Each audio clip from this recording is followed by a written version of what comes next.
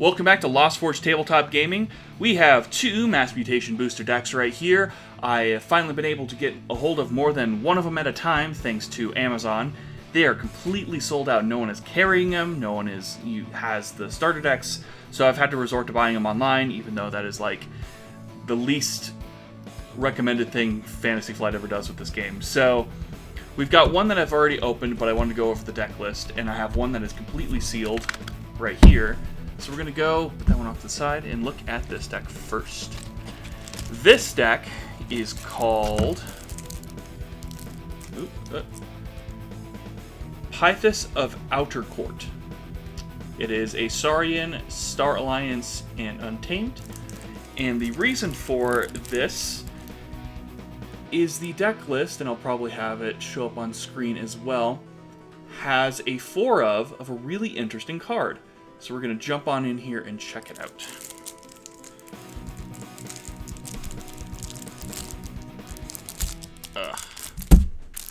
Alright, I had to grab my knife to actually open these because easy release tabs are so hard to come by. Alright, we're going to get rid of that. Sweet. So we are starting with Untamed. First card is Inoya. After an enemy creature is damaged fighting Inoya, gain 1 and heal 2 damage from Inoya. Fantastic card. Vault's Blessing, for gain 1 for each mutant creature you control. We'll keep track of that here as well. Fangtooth Cavern, another fantastic board control card. Savage Class, restore each creature except for the most powerful and the weakest. Resurgence, enhance, draw a card, return a creature card from your discard pile to your hand. If that creature is a mutant, return another card from your discard pile to your hand. And my cats are both deciding that they want to love against my camera, so apologies for that. Niffleape, Lost in the Woods, another good recursion card. Now, Galeria's Attendant. 1, 2, 3, 4 of them. The reason why this is big is they generate 8 play card ambers, pips into the deck. And that's not alone, they count as mutants. So they generate at least 4 mana from the creature gain, or the mutant trait. Sorry about that, the cat knocked over the entire camera almost. So these 4 generate 8 amber from pips, as well as create 4 mutant traits into the deck. I looked up the stats on this, and on Amberforge, there are only 5 registered decks currently with 4 of these in it. So that's super strong and unique. So this deck alone is super interesting because of that. Following that up with a Ghost Hawk. Ghost Hawks are always just very solid cards, great for creature recursion, especially with reaping. Or not creature recursion, but creature usability outside of the house.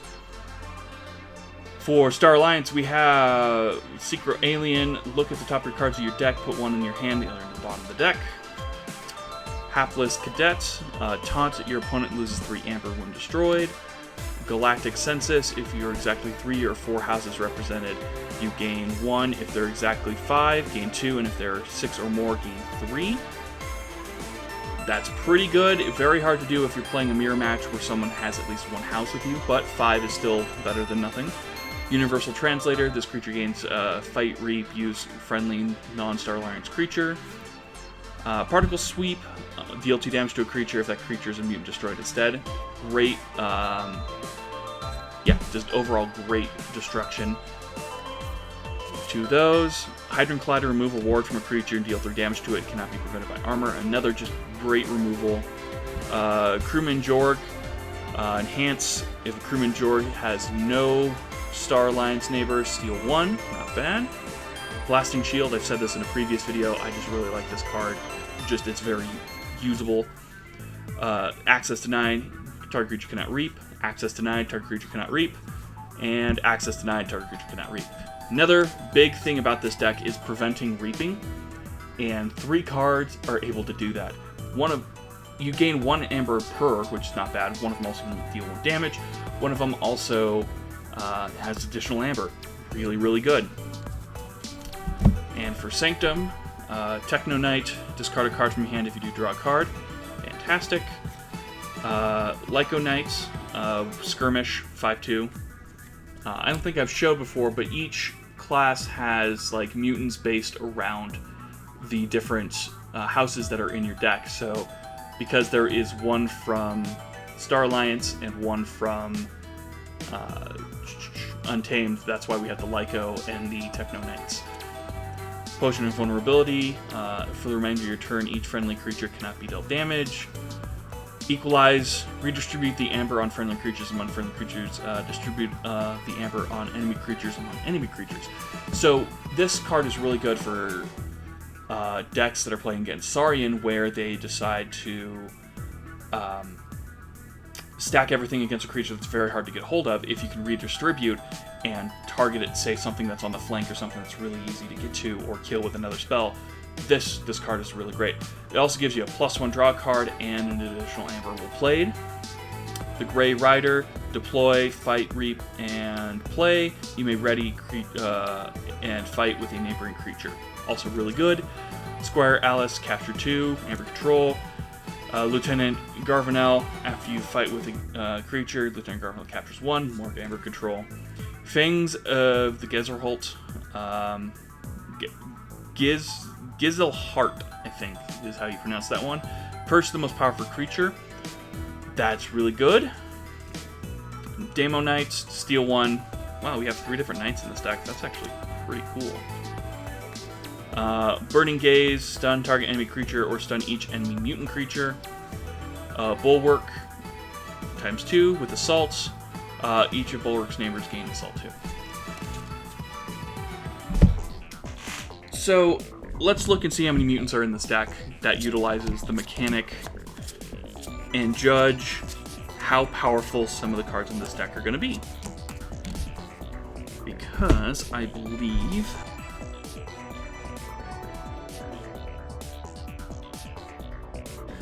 So, with Vault's Blessing, each player gains amber for each mutant you control.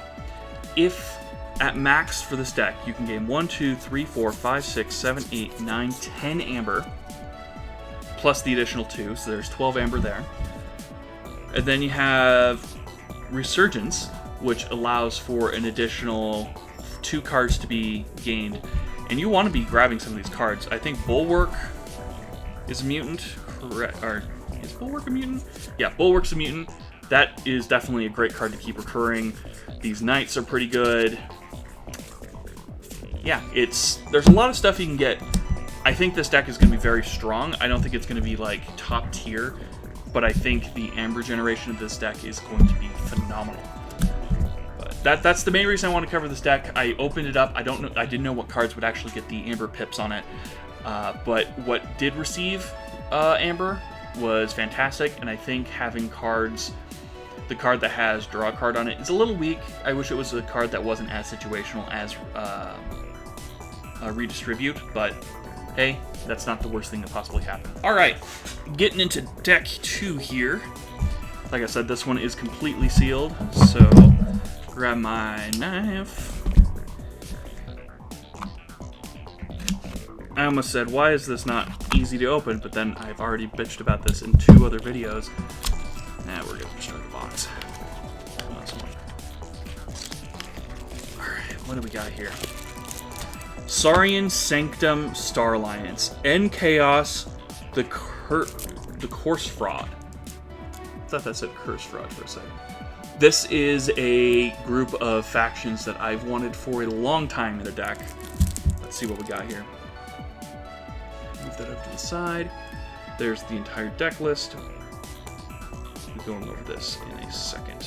So, what does End Chaos, the Course Fraud, have? Let us find out. I don't think I've made it too obvious, or I have not gone and appreciated the actual Archon art for some of these for a while.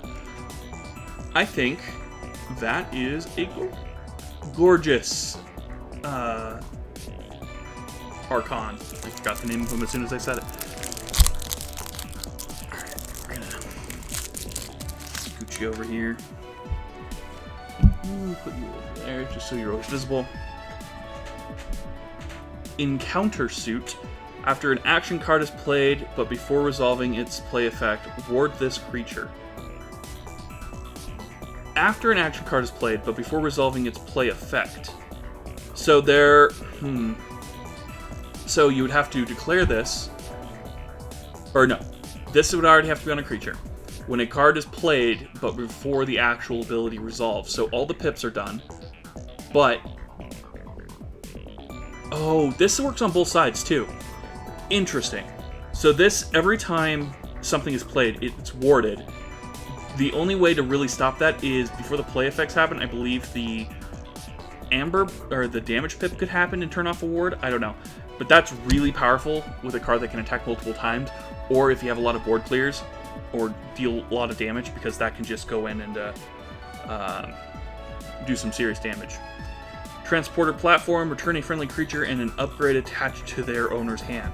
Combos well with encounter. Stealth Steer, elusive. Stealth Steer may be played as an upgrade instead of a creature and gains the text elusive. I like these like driving or these cards. I don't know how I feel about just giving it elusive, but again, with Transporter platform, you can get the card back, so that's definitely a way to kind of turn it from an upgrade back to a creature. Quadrina Flux, choose a friendly creature and an enemy creature, destroy the chosen creatures and each creature with the same power as either of the chosen creatures. That's powerful. You got Lay of the Land. Look at the top 3 cards of your deck and put them back in any order, draw a card. Scry 3 if you know Magic. Away team, put each upgrade on away team into its owner's archives when destroyed. That's, again, a lot of upgrade recursion. We don't have too much of it, though. Anti-Oni. Anti-Tony, I think. Capture all of your opponent's amber. At the end of the turn, remove 1 amber from Anti-Tony to your opponent's pool. If you're playing Saurian, this card could be extremely good. Transporter Chief Tink. Elusive, swap Transporter Chief Tink with another friendly creature in the battle line. You may use that other creature this turn. Explore Rover. Creature gains Skirmish. Blasting Suit, or Blast Shielding, also really good. There's a lot of good upgrades in this deck, except for that, because you don't want to be putting on any creatures. Access Denied is also just a great enemy Amber Hate, or combo breaker. It's a great combo breaker. Forum of Giants. At the start of your turn, the player who controls the most powerful creature gains 1. Not bad. Stomp. Fantastic card. Deal 5 to a creature. If the damage destroys a creature, exalt a friendly creature. Gain 1 amber. Senator Quintina. After a creature reaps, exalt it. Oh, that can be really good or really bad, depending on your deck structure. Exile. Give control of friendly creature to your opponent. City-State Interest. Each friendly creature captures 1. Okay. Thero Centurion. Capture 1. Sagittarius Gaze. Enhance 1. Exile a damaged creature. Not bad. Gale Tops. Gale Tops only deals 4 damage while fighting. No other downside. Pretty good. Defense Initiative. Water creature. You may exalt a friendly creature. You may exalt a water creature. You may exalt a creature if you exalt it, or its neighbors. Not bad. Curse of Vanity. Exalt a friendly creature and an enemy creature. Console Primus. Enhance. Move 1 amber from a creature to another creature. Okay. Citizen Tricks. Exalt Citizen Tricks. Steal 1. Not bad. Little scared about how the amber generation, there's a lot of exalting, but not really anything to remove it. Venomous Lightbringer, destroy each elusive creature. Not bad. Orb of Wonders, destroy Orb of Wonders. If you do, search your deck for a card and put it into your hand, shuffle your deck. A fetch card is extremely powerful. That is an extremely powerful card to have. The Grey Rider, we've seen that before. Squire Aelus, we've seen that before. Smite, ready and fight with a friendly creature. Deal 2 damage to attacked creature's neighbors. Seeker of Truth, you may fight with a friendly non-sanctum creature. If an enemy creature has destroyed this turn, a friendly creature captures 1. Fangs of Gizelhart purge the most powerful creature. We've seen that before. Commandeer for the remainder of the turn. After you play another card, a friendly creature captures 1. Burning Gaze, and Ardent Hero Taunt. Ardent Hero cannot be dealt damage by mutant creatures or creatures with power 5 or higher. Very niche card, but very powerful due to the amount of mutants in this game. This deck is very strong with utility. Because of all of the upgrades and away team and being able to reuse these different upgrades, or in this case upgrades / creatures, the Star Alliance main role is to enhance and protect creatures of the other houses, as well as be more utility. It's not really as good for reaping or building a board, as there are more upgrades than there are creatures. Your main tricks are going to be coming from Sanctum in this deck, because of the amount of capturing and board control that Sanctum has. Having an Orbital Wonders is going to do this deck a lot of justice, because it's very niche on certain things.